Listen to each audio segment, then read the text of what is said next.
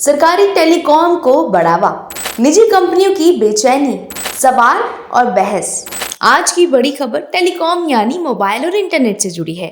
सरकार ने एक नया आदेश दिया है जिसमें कहा गया है कि अब राज्य सरकार के सभी विभाग, सरकारी दफ्तर और सरकारी कंपनियां बीएसएनएल और एमटीएनएल जैसी सरकारी टेलीकॉम कंपनियों की सर्विस लें। इस फैसले से जियो, एयरटेल और वीआई जैसी प्राइवेट कंपनियों की चिंता काफी ज्यादा बढ़ गई है, क्योंकि उनकी कमाई का एक बड़ा हिस्सा सरकार से मिलने वाले कॉन्ट्रैक्ट से आता है। सवाल ये है कि क्या इससे सभी कंपनियों को बराबर मौका मिलेगा या नहीं, और क्या बीएसएनएल और एमटीएनएल दोबारा मजबूत हो रही हैं। इन सब बातों पर आज की रिपोर्ट में करेंगे आसान और साफ विश्लेषण। तो चलिए शुरू करते हैं। देश के टेलीकॉम सेक्टर में निजी कंपनियों का दबदबा रहता है।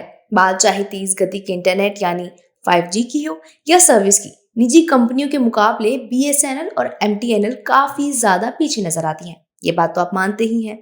गाहे बगाहे इनके रिवाइवल की खबरें भी आती रहती हैं, मगर सच्चाई कुछ और ही निकलती है। मगर अब लगता है कि सरकारी टेलीकॉम कंपनियों के दिन वाकई में सुधरने वाले हैं। डीओटी की बात मान ली गई तो निजी टेलीकॉम कंपनी जैसे जियो, एयरटेल, वीआई को काफी ज्यादा दिक्कतें हो सकती हैं। दरअसल डीओटी ने सभी राज्य सरकारों और केंद्र शासित प्रदेशों को पत्र लिखकर उनसे इंटरनेट, ब्रॉडबैंड, लैंडलाइन जैसी सर्विस के लिए सरकारी टेलीकॉम ऑपरेटर जैसे बीएसएनएल और एमटीएनएल की सेवाओं को प्राथमिकता देने की आग्रह की है। पर सवाल वही उठता है, आखिर ये चीज हुई क्यों? खबर के मुताबिक डीओटी का ये आग्रह नेशनल डाटा सिक्योरिटी को ध्यान में रखते हुए आया है। डीओटी के सेक्रेटरी नीरज मित्तल ने इस संबंध में बीते 8 अप्रैल को सभी स्टेट सेक्रेटरीज को पत्र लिखा था। पत्र में उन्होंने 2019 में यूनियन कैबिनेट की उस निर्णय का हवाला दिया गया जिसके अनुसार केंद्र सरकार के विभागों द्वारा बीएसएनएल और एमटीएनएल का उपयोग अनिवार्य कर दिया गया है।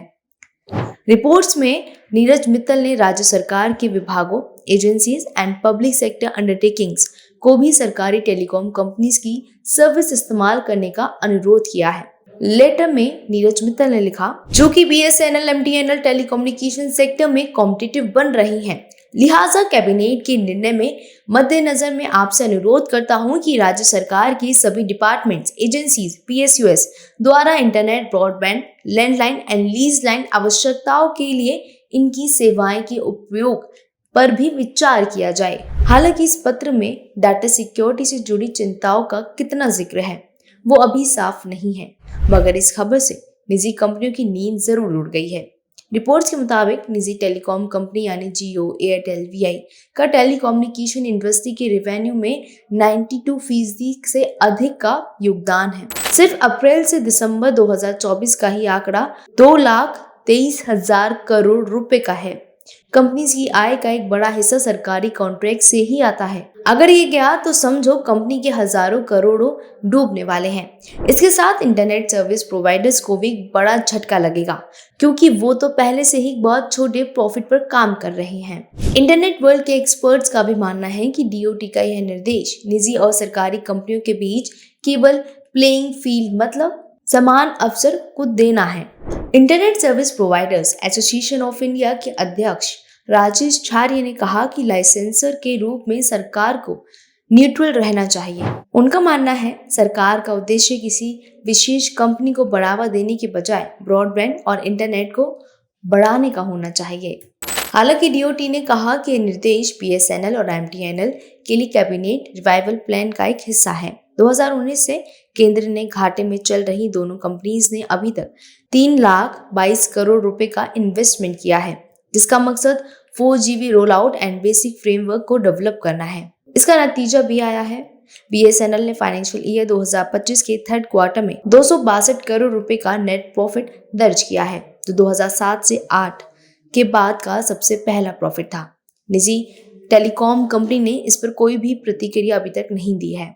तो कुल मिलाकर सरकार के इस फैसले से जहां एक और बीएसएनएल और एमटीएनएल को राहत मिल सकती है, वहीं दूसरी ओर प्राइवेट कंपनी के लिए ये एक बड़ा झटका साबित हो सकता है। सवाल यह भी है कि सरकारी कंपनीज को बढ़ावा देकर एक निष्पक्ष और स्वस्थ प्रतिस्पर्धा को नुकसान तो नहीं पहुंच रहा, और सबसे अहम, क्या इस बदलाव से देश की डिजिटल सर्विस पर आम लोगों को क्या फर्क महसूस होगा?